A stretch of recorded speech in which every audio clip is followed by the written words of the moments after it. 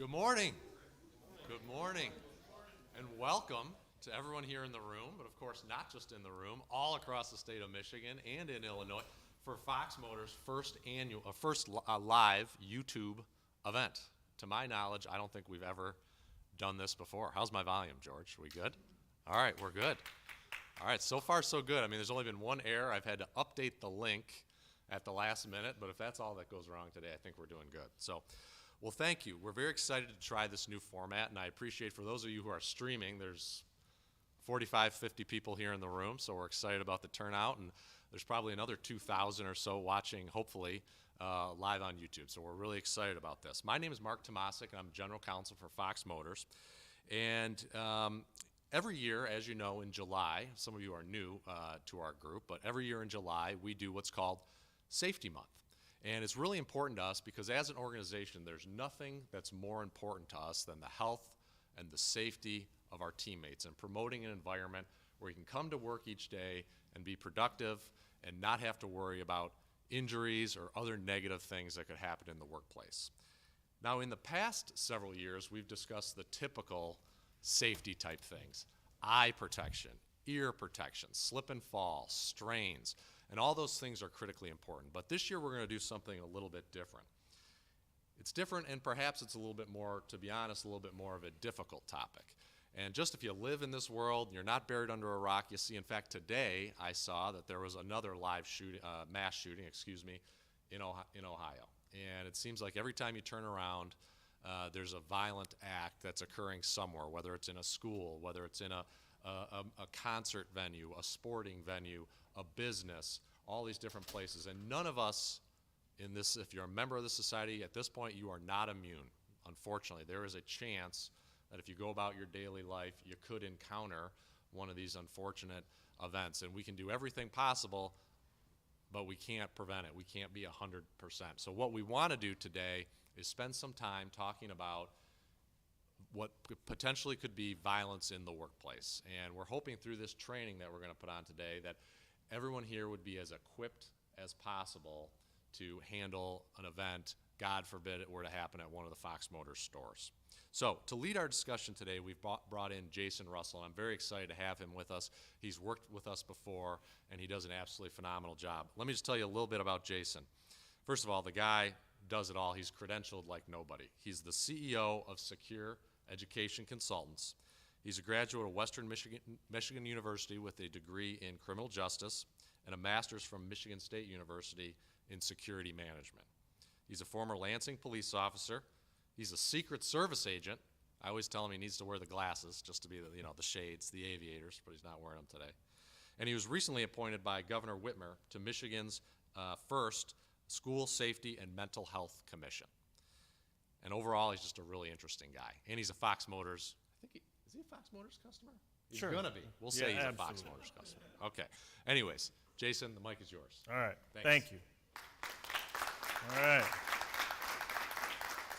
This is a great way to start off your Monday morning, right off the bat. Let's talk about terrible things happening, right? That's always fun. But thank you for a good attendance here in the room and for everybody joining online.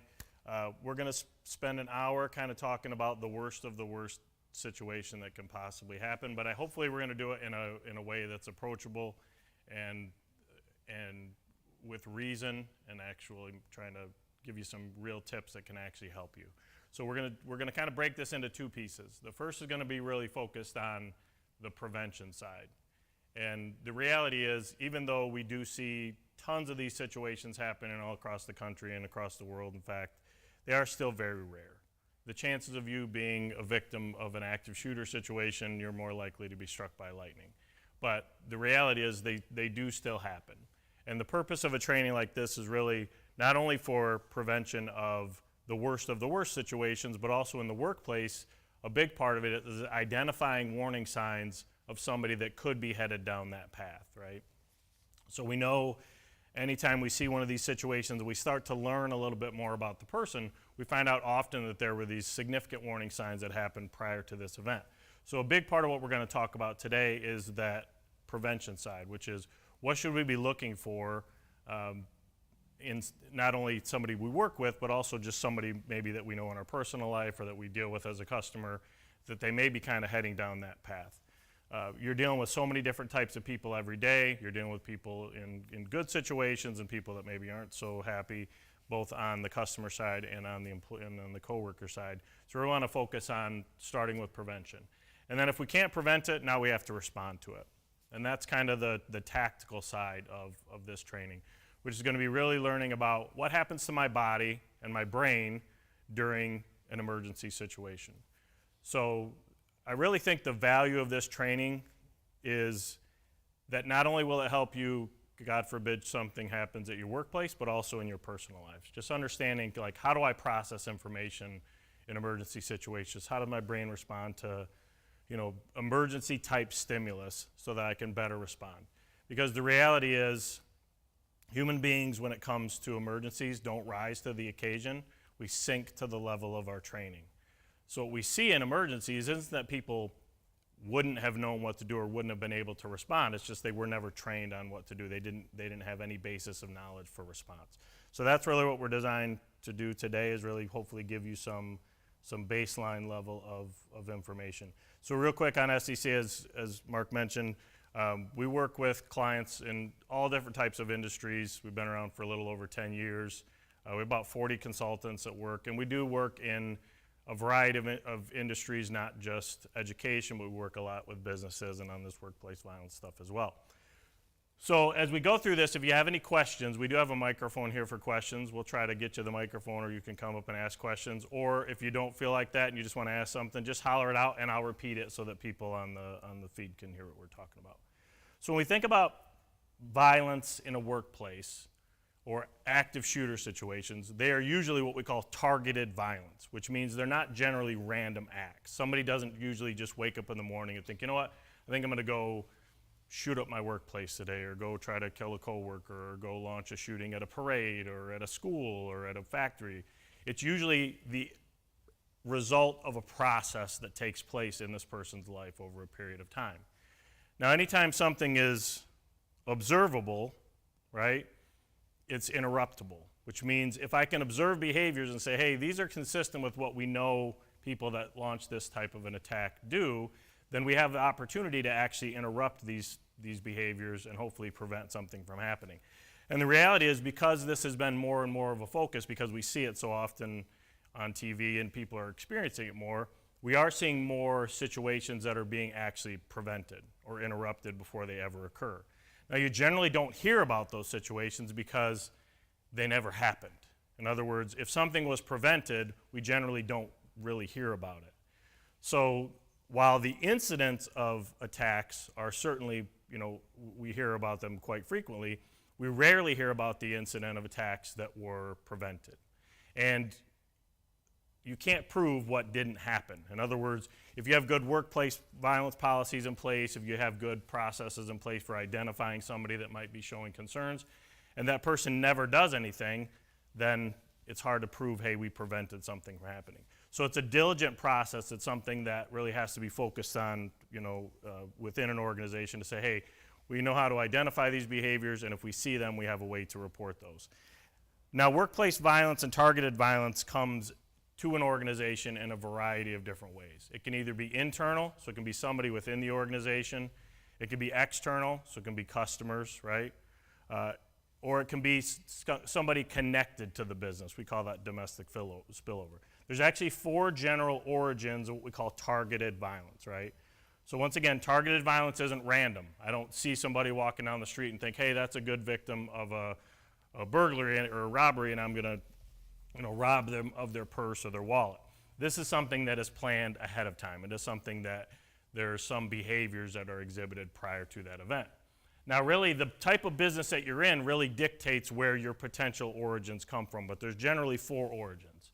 One is criminal intent, which is something like a robbery, right? So in other words, I'm committing violence as part of this other crime. So when you see a homicide or something at a bank or at a store where the person has come in, they've planned this, and not even necessarily a homicide, but an assault of some sort, right? Or maybe a shooting where the person wasn't killed. the origin being criminal intent, which means I was trying to rob these people, I was trying to steal something, I was trying to get something of value from these people, right? So that's one of the significant origins. The second one would be customer-client. So it's something related to a grievance that has been developed between a customer of your organization and you. Now, the more customer-facing you are, the more risk you have in this area. So if you think about, we do a lot of manufacturing. Manufacturing facilities, this isn't really a big risk for them because they're not customer-facing. In other words, I don't go into a manufacturer to get my product. I probably buy it from somewhere else. So when we look at what type of organization you are, we can really say, here's where your risks would lie. So customer-client is a significant origin of targeted violence. We see this because somebody gets upset. You know, Mark and I were just talking about some of the situations that the dealerships have had in the past where you had a customer who's either just upset, unreasonable, was angry about something, and the potential for violence existed based on that, right? Employee coworker, this is your traditional, what they used to call going postal, right? This is somebody who works within the organization, right? We work with that person. I always just make sure that everybody's not looking at the same person when I get to this part. I did this, for the people online, I did a presentation at a road commission not too long ago, and got to that one, and everybody was looking at the same guy in the front, and then they were like pointing at him like, that's the guy. I was like, okay. So I tried to make friends with him. I was like, hey buddy, today's the day. So employee coworker is kind of your traditional workplace violence, right? That's where you see, hey, somebody that I work with is making threats, or they're threatening to hurt somebody, or they got fired or terminated or whatever, and they come back in and they launch some type of targeted violence attack. Once again, these are often preceded by warning signs. And actually, these are preceded usually by significant warning signs that are usually either ignored or not picked up on. And sometimes they're not picked up on because the people that are observing them don't even know that what they're looking at is something they should be concerned with, because they've never been told, hey, if somebody's doing these types of things, you should pay attention. Now, some of the warning signs are very obvious, but even those sometimes are ignored. We've seen a lot of litigation related to employers that kind of ignored obvious warning signs, and then the person committed a violent act, as a result of that. And then the last one is what we call it domestic spillover. It's basically somebody connected to somebody that works someplace, and they choose the work as the venue for the violence. Now, often this is done for a practical reason. It's because it's a known location and a known time, right? So in other words, if we've broken up, right, and I'm upset with you, I may not know where you live, I might not want to go to your house, but I know where you work, right? I know what time you get to work, I know what time you leave from work, and I might even know where you park, and it's a good location if I want to commit some type of violent act. It's a good location to do that. So that domestic spillover is another pretty significant origin of targeted violence. Now, obviously, the type of business you're in necessitates where your risk lies. So when you think about the type of work that you all do, working obviously in car dealerships and things like that, you really probably have a risk in every category, which is actually fairly rare. There's not a lot of businesses that operate in that world where you have kind of a risk in each category of those four. Generally, most organizations fall very heavily into one or another. But really, based on what you all do, you really do have a risk in each category. In a perfect world, if your risk only falls into one or two of the categories, usually we can put security in place or put elements in place that can mitigate your risk. But it's really difficult if your risk comes from customer clients. Could we mitigate or reduce your risk? I could. I could actually eliminate your risk completely. You would be out of business pretty quickly, though, because I could say, hey, let's just not let people come to the dealerships, and then we don't have to worry about customers or clients' violence, right? But that probably wouldn't work long term because it would put you out of business. We could eliminate employee coworker violence by saying, hey, how about no more than one person at each dealership? Once again, wouldn't work, right? Number 4 is a really difficult one to eliminate because we don't necessarily know what's happening in a person's personal life. So those are the origins. Your operations really determine where your origin lies. Now, On top of origins, there's motives, right? So not where does it come from, but why does somebody do it? There's generally 4 significant motives, and these are actually kind of listed in the order in which they most often are the motive. The most common motive for a targeted violence or workplace violence attack is to try to avenge some real or perceived grievance, okay? In other words, you've done something to me, or I think you've done something to me, and therefore my way to get back at you is to by committing this violent act, right? So even in the situation that Mark and I were talking about today, it was a situation where a person didn't believe that they had to pay the deductible, and that was a grievance that was developed by them against the dealership. And now while they didn't commit a violent act, they almost did, right? So that's a pretty significant grievance. If you think about most of the situations you've heard about in the news, and actually as you hear about these situations going forward, you'll definitely think about them in a whole new light, because you'll pick up on things just based on what you hear, thinking back to what we've talked about today. Most of the situations you're going to hear about that happen in workplaces fall into that first category. It's some grievance that has been developed. And notice it says real or perceived. Perceived grievances happen all the time, right? If you're a manager in here, if you've had to fire somebody before, you've probably noticed that perceived grievances can happen all the time. In other words, I haven't actually done anything to you, but you feel like I've done something to you because maybe you weren't that good of an employee, so you had to be disciplined, or you had to be terminated, or you had to, be put on a performance improvement plan, right? So you've developed this grievance that I'm out to get you, when the reality is probably you're just not that good of an employee. So those grievances are what create a lot of workplace violence. To achieve fame and notoriety, that's why you often see copycats. So we actually make these people fairly famous, especially the larger ones, and that actually really facilitates people's desire to try to want to create big impacts. So what we often see is either they're attacking a target that is personal to them, so you fired me, or you did this thing to me, so I'm going to attack you because you represent what I'm upset about, or you represent something that can create a big impact and I can achieve some type of fame, which is why you see schools as a fairly significant target, because the news coverage when a school is a target versus when an office building is a target is significantly different because just of how we perceive those two groups of victims. To bring national attention to a perceived problem, so often this is kind of your race-based shootings, so church shootings and things that have some kind of political or ideological motive, often that can be a significant motive for people. So we see those where somebody goes and attacks a specific type of group. So we saw Dylan Roof, who attacked a church in South Carolina, would be an example of this, right? He went into a prayer meeting at a predominantly African-American church, sat through the prayer meeting, and then got up and shot everybody in the prayer meeting, right? We saw some Jewish schools be attacked and Jewish synagogues, those types of things.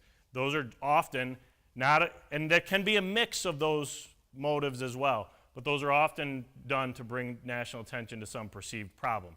Now, you're probably not going to be a victim of that type of a shooting, right? That wouldn't make sense.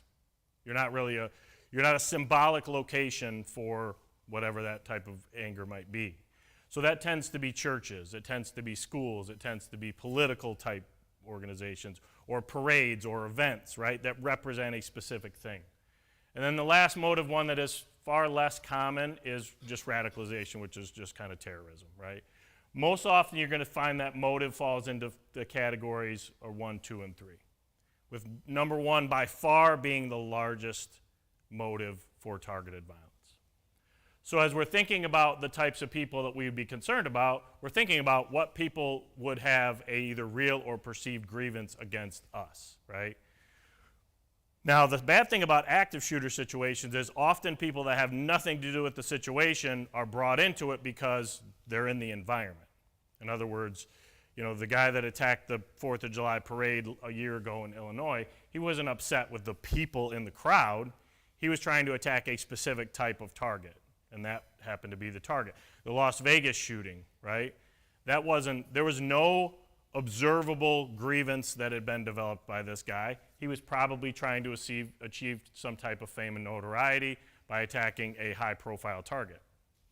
That's why schools are high-profile targets, right? Because they get a lot of attention. So as we think about that, when we talk about prevention, what we really want to focus on are what we call behaviors of concern, okay? These are observable behaviors that are often exhibited prior to somebody launching a targeted violence type attack. Now, the thing about targeted violence is the only positive is behaviors are observable. We used to hear a lot about profiling, like this is the type of person. It really isn't about the profile necessarily as it is about the behaviors that the person is exhibiting. We see consistent behaviors prior to somebody launching a targeted violence attack. Now, prevention of violence actually as a kind of a science is actually really very, very new, like extremely new, because it's so imperfect, it's always going to be a guessing game. It's going to be guessing based on behaviors and patterns of behaviors. I have calls every single week with workplaces across the country where I'll go through a scenario with them. They'll have an employee. I just had one recently with a very large museum. And they had an employee who literally, as I go through these behaviors, checked like every single box. I mean, it was like 100% of the concerns. The problem is, this is not a perfect science. However, there is significant evidence that every single person that has conducted some type of active shooter or a targeted violence attack exhibits many of these behaviors or some of these behaviors. Okay, so let's talk through them. And as you read through these, it's not one individual behavior that's the concern. It's, are we seeing these in aggregate, right? And that's really why workplace violence prevention has become more and more of a focus, because if we can identify these and say, hey, you know, so-and-so in service has actually been talking about bringing a gun to work, and they've been doing this, and the more we can take the pieces of information and kind of connect them and say, okay, yeah, we might have a concern here. And that's exactly what happened with this client that I just had. I was able to bring in different people from different parts of the organization who had a piece of the puzzle, but they didn't realize other people had other pieces of the puzzle because they'd never kind of talked. So thinking about not only identifying these behaviors, but how would we go to a supervisor or to an organization and say, hey, I'm concerned with so-and-so or concerned with the behaviors that I'm seeing. Often these people have just interpersonal conflicts, consistent interpersonal conflicts, difficulty getting along with others. So it'd be somebody who just isn't the person who's agreeable and gets along with everybody. They're constantly having conflicts with their employer and their coworkers or even customers. Direct threats is a behavior of concern. Now this is a gimme. This is like the most obvious one ever. If somebody says, hey, I'm going to do something, we should probably believe them. But oftentimes we've even seen direct threats being ignored. People that fail to take responsibility for their own actions. So they're always blaming any failures on other people. Well, they're out to get me. They don't, those types of things. They're never taking personal responsibility. It's always somebody's doing something to them. What we call combat conditioning, which is really, this is a very kind of complex concept, but combat conditioning is actually the way we take a human being and we restructure their brain so that they're more able to commit a violent act on another person. So the really quick way to describe this is most of us have kind of an invisible barrier in our brain that prevents us from just killing another person, right? Now there's a small percentage of people that don't. 2-3% are sociopaths or psychopaths. They don't have that barrier in their brain. They don't feel any remorse. They just can hurt people, right? But for the most part, we have an invisible barrier in our brain. Now, combat conditioning is actually the process by which we take that invisible barrier that exists in most humans' brains and we get rid of it. Now, we actually do it we used to do it for good reasons. So if you think about certain segments of the population, we need to get rid of that barrier against violence so that society can function. So I was a police officer. I was combat conditioned. What that means was I was trained that under the right set of circumstances, violence against another person is okay.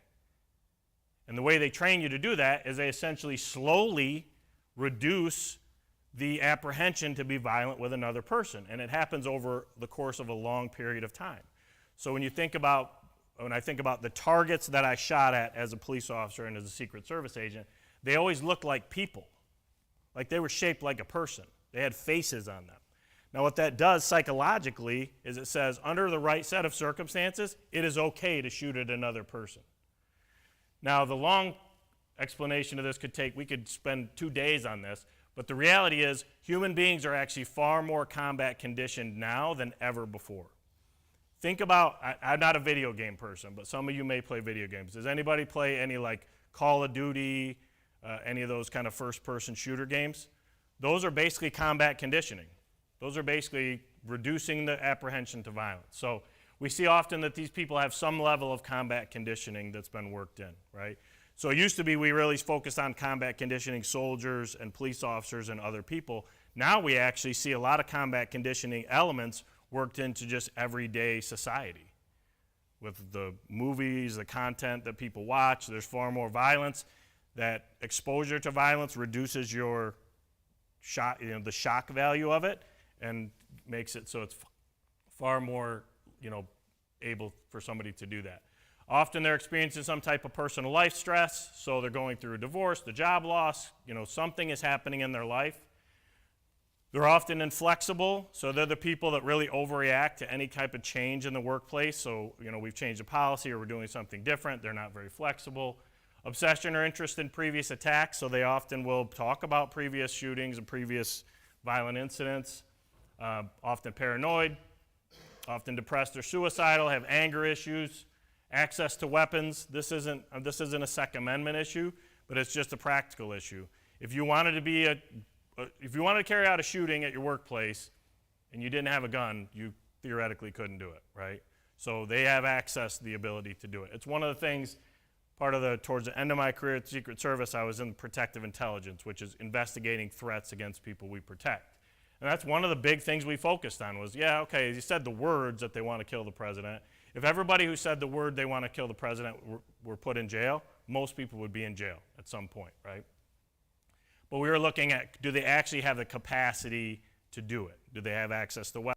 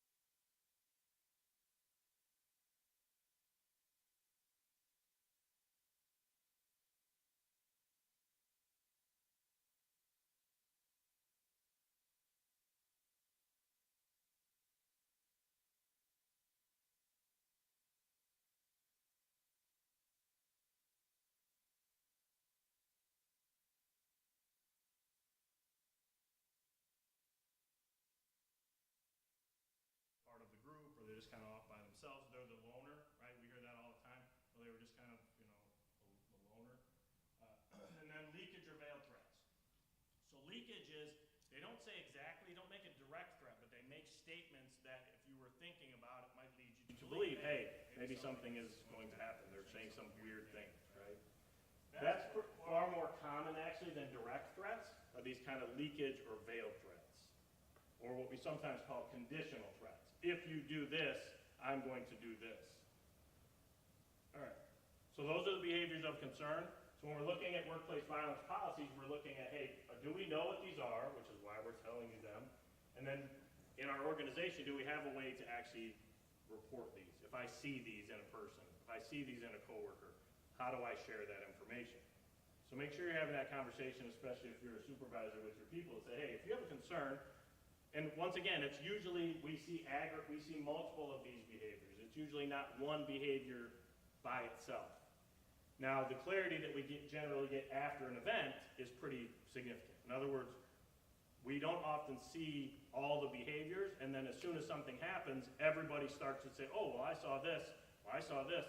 And now, all of a sudden, it's like, yeah, if we could have put all those puzzle pieces together before, we might have actually been able to prevent this from happening, but we didn't do it till afterwards because there was no mechanism in place to do that, okay? All right. That's it for prevention, right? So we spent a couple slides on prevention, now let's talk about response.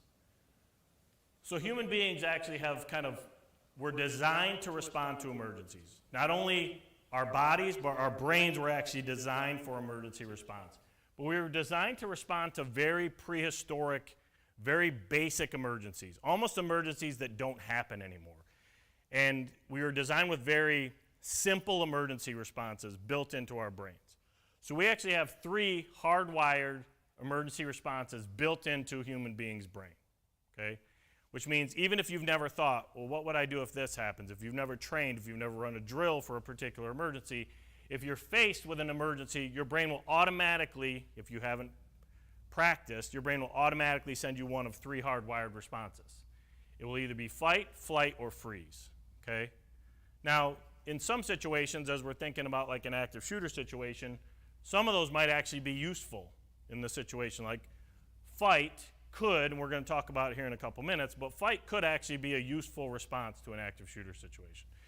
If you're faced with a person who's imminently close to you, you have no other options, defending yourself may be a useful response. Flight, running, getting away, might be a useful response to an active shooter situation. Does anybody think freeze is a useful response? It's not, okay? Actually, freeze isn't really a useful response for almost any emergency, other than like maybe a grizzly bear attack. But that's not very common.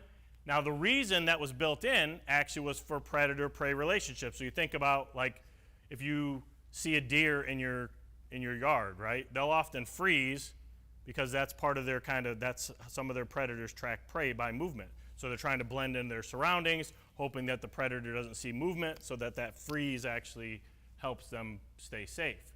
But it's not useful in human beings. Now, the reality is also most human beings have had the fight hardwired solution socialized out of their brain. In other words, 200 years ago, 300 years ago, there was far more physical confrontations than there are now. And the reason for that is, think about if you have kids, what do you tell your kids if they fight? You tell them not to do that, right? So over time, we socialize human beings to not use that as a natural reaction. And you see it in babies even. If you try to take something from a baby, their natural reaction is to scream, yell, try to grab that thing back. But over time, we socialize that out. So in untrained people, what we generally see is flight or freeze as the response, which means you have a 50-50 chance of getting a response to an emergency that is no good, right? So we have to train other things in it. It's just based on how your brain works. So the area of your brain that is responsible for learning new things, coming up with new ideas, right? Problem solving, is the frontal lobe of your brain. So whenever you're learning something new, you're using the frontal lobe of your brain. Whenever you're problem solving, you're using the frontal lobe of your brain. It's responsible for complex thought, right? The problem is in emergencies, the way, once again, human beings were not designed well for emergency response.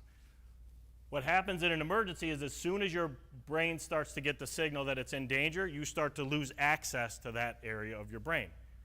You lose access to the area of your brain that solves problems, and you only have access to the areas of your brain that contain trained or kind of muscle memory information, right? So think about anything you do repeatedly. Everybody in here drives, right? So when you're driving a car, when you first learn to drive a car, I have a daughter who's in driver's training. She's not very good. So when she's driving, she's using a lot of the frontal lobe of her brain because she's never done this before. If you've ever learned to play a musical instrument, right, it's really difficult when you start to learn it. But once you get good at it, it starts to become more and more muscle memory. Have you ever driven home from work and got to your house and been like, I don't even remember this drive at all? Not because you were blacked out, but because you don't really need the frontal lobe of your brain to drive, because that information for you is stored somewhere else. Anything you do repeatedly that becomes muscle memory, the information isn't stored in the problem-solving area of your brain. It's stored in other areas. If you think about I've got multiple different types of disciplines on my consulting team. I have 3 Navy SEALs, and they talk a lot about this. All they do when they're not in deployment is train. All they do, over and over and over and over again. And the reason is because when the bad thing happens, they need their brain to go back and it just to become automatic, the actions that they take, right? So that's kind of what we're trying to do when we're training people how to respond. We're trying to get that information out of the problem-solving area of your brain. All right. The other piece of the brain, or the other piece of the physiology of response is the body. How does your body respond to emergencies? And just like your brain, your body's actually designed to respond to emergencies, okay? What happens when your brain sends a signal that it's in danger is your body starts to take some actions. As your heart rate starts to increase, essentially what your body starts to do is it starts to strip off unnecessary functions. It starts to go back to basic functionality. Because the idea is once I'm in survival mode, anything that isn't necessary, I want to get rid of.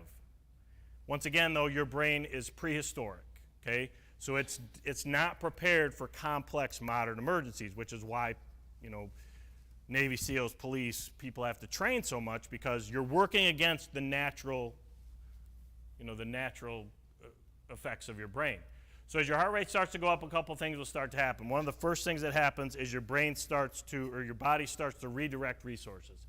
It'll squeeze the blood out of your extremities and send it into your core. It's trying to protect what's most vital, right? Heart, lungs, all your vital organs are generally are in your core, right, in your brain. So your body's actually redirecting resources to protect that and also to allow you to perform gross motor movements more effectively. So under stress, you will find that you're able to lift more, run faster, jump higher. All those things that you hear are actually true, and it's the way physiology is designed. Your body's designed to do that. But when you get better at gross motor movements, you get worse at fine motor skills. So when you think about emergency response, we always want to try to eliminate or take into account anything that would require a fine motor skill. If you've ever been stressed and tried to dial a phone or anything like that, you often find that it's difficult, right, because your fine motor skills are diminished. Another thing that can happen is what's called auditory exclusion, which is basically your brain saying, hey, there's too much happening, I need to reduce some of this stress, and it starts to filter out noises. You ever been driving in your car and had your radio turned up, and you got stressed? What's the first thing you do? Turn the radio down, right? Because your brain says, hey, there's too much coming in, I need to reduce some of this stimulus. So you often see that your hearing won't function the same when you're under stress. And you may notice this already, right? You may notice when you get stressed out, you don't necessarily hear things that are happening. And the reason is because the human brain is really only good at focusing on one stimulus at a time. When it gets a second stimulus added into the picture, especially one that causes us stress, we tend to start losing functionality. And the more stimulus that gets added, the less effective we are at responding to any one of those stimulus. If you think about if I was to throw you a ball, a single ball, you could probably catch it 99 times out of 100. But if I was to throw you 2 balls at the same time, you're most likely going to miss one or both of those. And the reason is because your brain can't process effectively more than one stimulus at a time. It gets overwhelmed. Vision can also be affected. We call it tunnel vision, same kind of idea, right? It's, hey, I want you to focus on, your brain's basically saying, I'm going to get rid of anything I don't think is necessary, and I need to really, reduce the amount of stimulus that are coming in. All right. So there's 3 real stages of critical incident response. When we think about this as we're thinking about any emergency, right? Before you can ever begin to respond to an emergency, you first have to sense that the danger is happening. This is actually the biggest weakness in emergency response. In other words, you cannot begin responding to an emergency before you know the emergency is happening, right?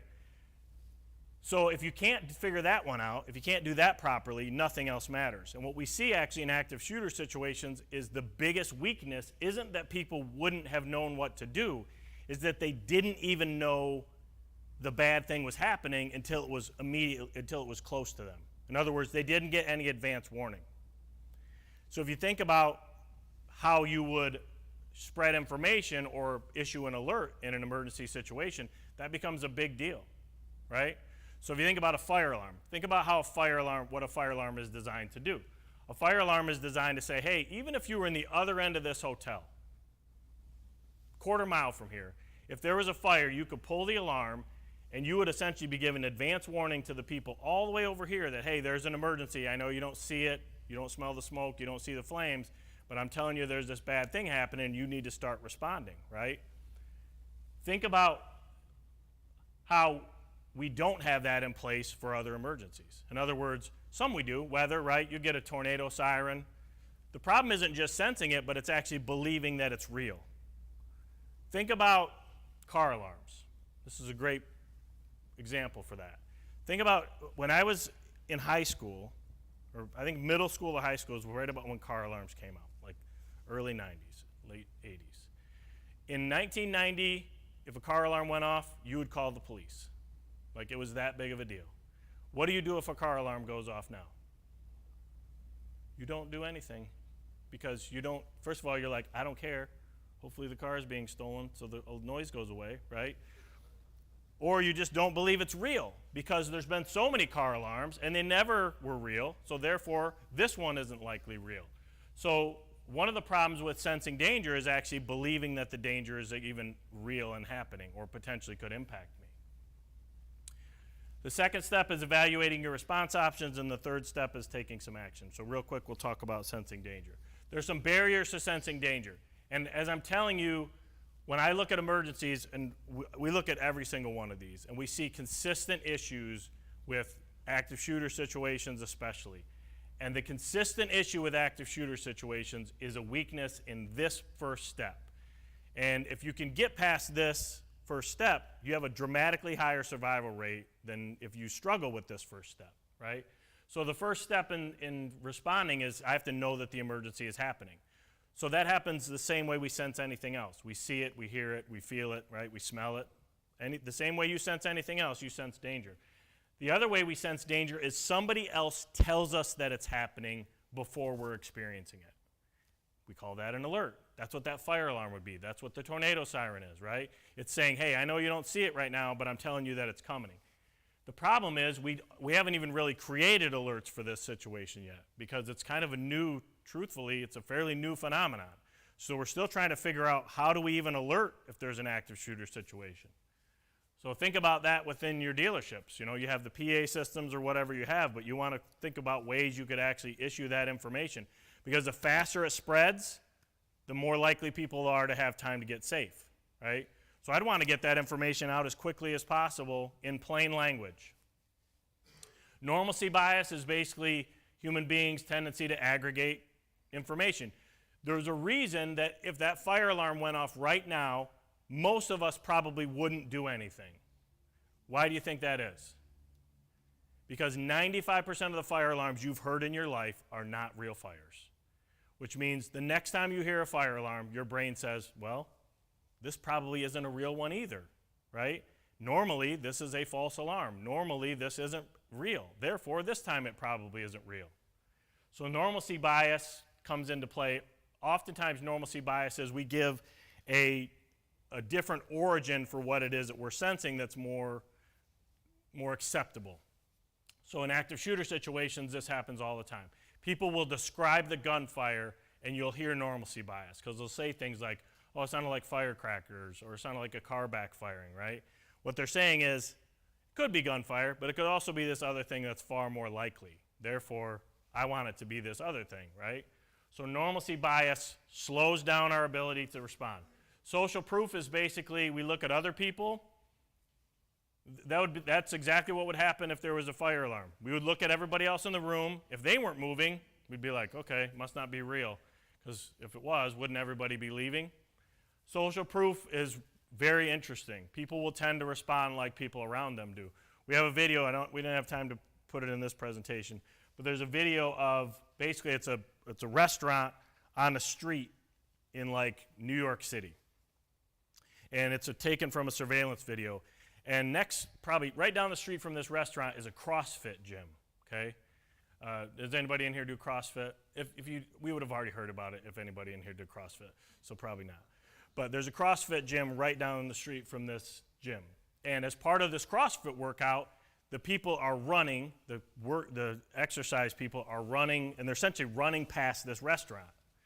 Well, because of all the bad things that have been happening lately, these people go running past the restaurant, and the people in the chairs see these people running and think something bad must be happening, and you start to see one table at a time get up and start to run down the street with the CrossFit people, as if they think something bad must be happening. And literally you can see each table looking at another table, and as soon as they get up, they're like, okay, we better go too. And by the end of this thing, everybody's gone, and they're just running down the street with this random CrossFit workout that's happening. So social proof is very interesting. People will tend to respond like people around them respond. The reality is, though, most people under-respond in these active shooter situations, so you want to try to avoid that tendency. And then the last one is just underestimating severity. Now, once we've sensed the danger, now we need to determine, okay, what are we going to do about this, right? Now, truthfully, sensing the danger, knowing that it's real and believing that it's real is actually the biggest piece. Once you've done that, actually the rest of this is a lot easier. Evaluating your response option is something that needs to happen before an event, not during, okay? This is basically what we call situational awareness. Knowing your environment, having some idea what you could do given the environment that you're in, right? So human beings actually are designed to be very situationally aware. Like, better than a computer, your body can pick up and your brain can pick up on inconsistencies in behavior better than any computer ever could. And the reason is because your brain has experienced so much, right? So, and you may see this in your world, because you all do, you're dealing with people on a every day, right? You may be able to read people. What you're really reading is your brain is saying, I've seen this behavior before, I've seen this response before, I've seen this body language before, and this tells me what is going to happen next, or what is likely to happen next, just based on how this person is responding, what they're saying. You may even, if you're a salesperson, you may even work that into how you talk to a customer, right? I know if I say these certain things, I can elicit these certain behaviors, right?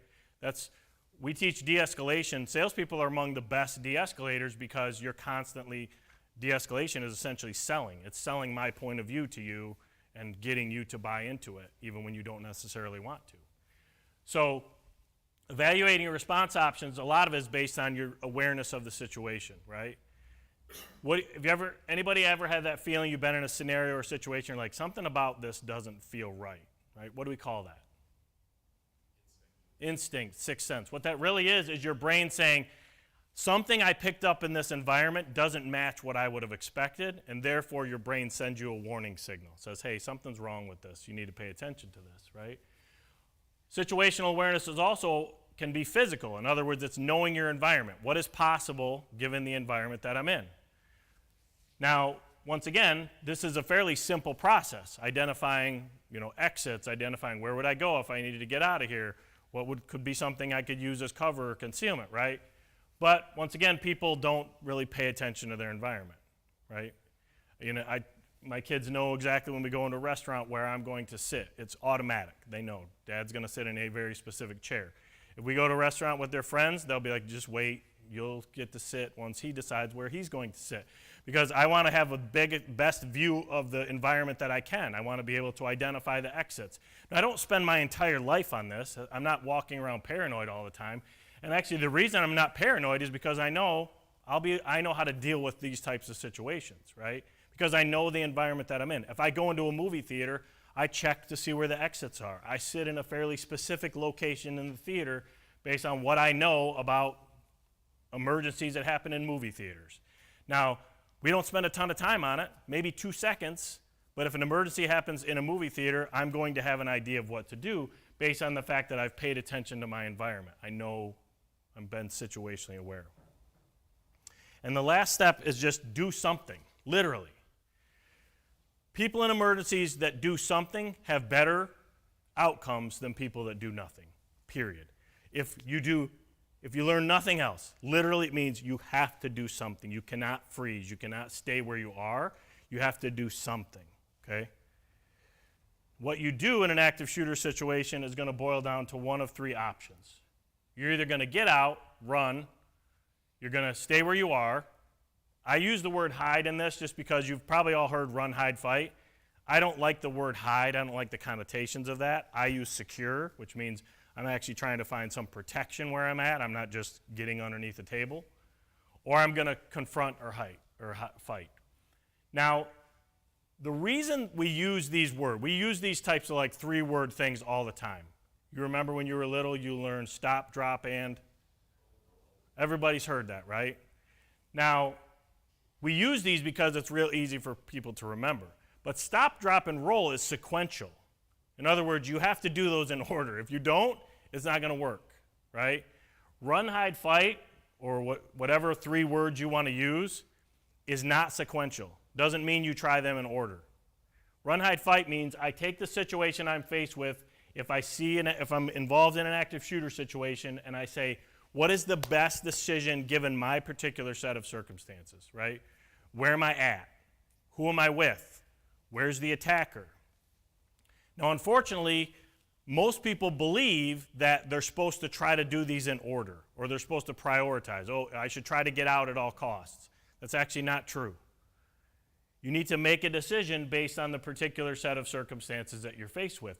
And the reality is, every situation is different. So you can't say, I'm always going to do this, or I'm never going to do this. You really have to say, if I'm faced with a situation where I hear gunfire, it will depend on all the information that I have, what I will do. How close is it to me? Is it outside and I'm inside, or is it inside and I'm outside? Right? How physically close is it to me? If I were the bad guy and I was sitting in that chair, you probably couldn't run real easily, right? You probably couldn't hide fast enough, so you probably should go right to fight. But over here on this side of the room, if I was sitting here, you should probably run out that door, right? I'm sure you feel bad for him, but you're in a different situation than he is. But if I just literally change one variable, and instead of me sitting there, I'm sitting over there, now everybody's situation may adjust based on those changes in variables. So it's not about saying, hey, I'm going to try to get out at all costs. It's really about saying, I need to determine what I'm going to do based on the situation that I'm faced with, right? Also with an understanding that I also have to try to be part of that, which is the alert. Because not only do I want to respond, but I also want to get the information spread so that other people can begin to respond as well. What you don't want in an active shooter situation, and what causes high victimization, is when the shooter, the bad guy, becomes the alert. In other words, you want to get the alert out as far ahead of the bad guy as possible. When the bad guy becomes the alert, in other words, you see the bad guy and you're like, I'm out of here, right? And then 2 minutes later, I walk back into the service area, and you all are over there because nobody ever told you it was here, right? You had 2 minutes that you could have been responding, but you didn't because you didn't even know it was happening. I'm telling you right now, that is the biggest problem. Nobody spreads the information. So the attacker becomes the alert. And then we see high numbers of victims because the attacker found people that didn't even know it was happening. So literally, it's like a new emergency is happening. You know, we see it in office buildings and schools. It's like nobody spread the information, so people weren't able to take action. So escape or run obviously means get out. So if possible, and if it's the best decision, get away from the area. Move away from, get out, right? Now, for the most part, you're not responsible for other people other than yourself. But to the extent that you can assist somebody else, you know, if you're out with your family or something, making sure that you're trying to get away from the area, right? Now, if you don't know where the shooting is coming from, you don't know, you might be escaping towards the bad situation. So running away isn't always necessarily the best option, okay?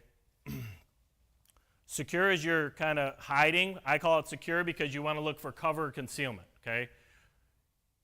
Trying to find places that you can actually make yourself safe, right? Maybe a locked office, right? Behind some steel, behind a car. Cover is something that will stop a bullet. Concealment is something that will hide you, okay? So when I'm securing, I'm looking for one of those two elements. That's why I don't use the word hide.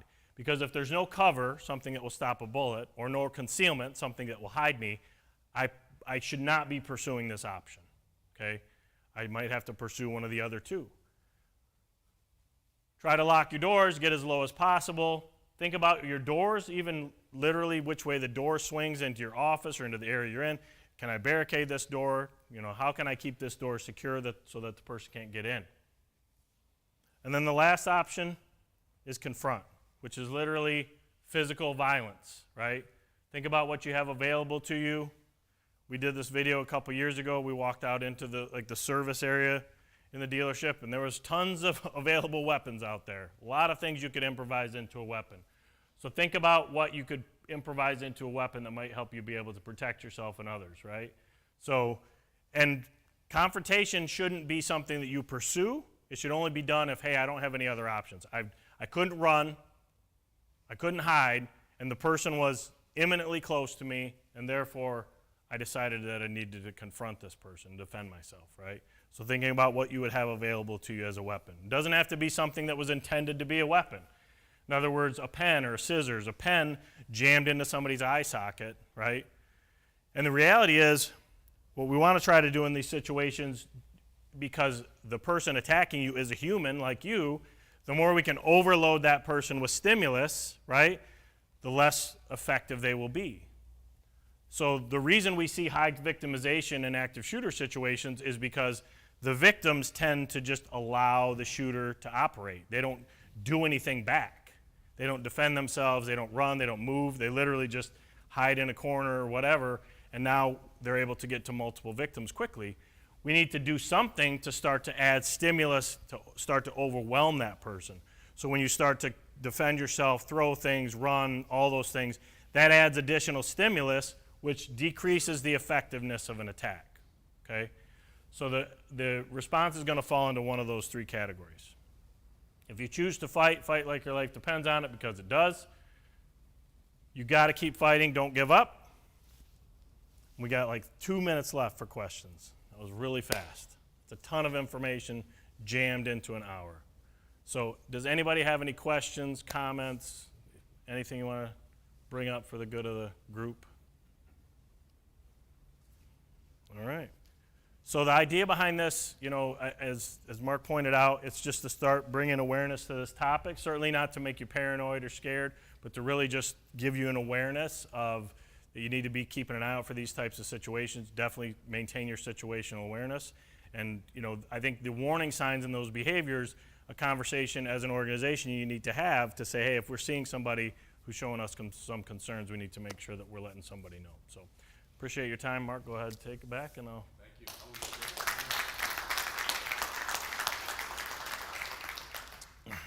Were there any questions coming through online? George, anything? I'll pass them over. Okay. While he's checking on that, great presentation. Thank you very much. I found that very interesting. One thing I did want to pass along is, how do you report through the Fox organization if there is something of concern, whether it's a customer, you know, a coworker, or something that you are feeling that person's exhibiting some concerning behavior? Please report that to your manager, to your general manager. Each one of our stores has an HR representative. Hopefully you know who that individual is, who is assigned to your store. You can communicate with that person. Sherry Menard, our Vice President of HR, is always available to you. I'm always available. Anyone. To the extent that you don't feel comfortable attaching your name to some sort of concern like that, we do have our Ethics Point hotline, which is available on the DP Fox Buzz website underneath the HR tab.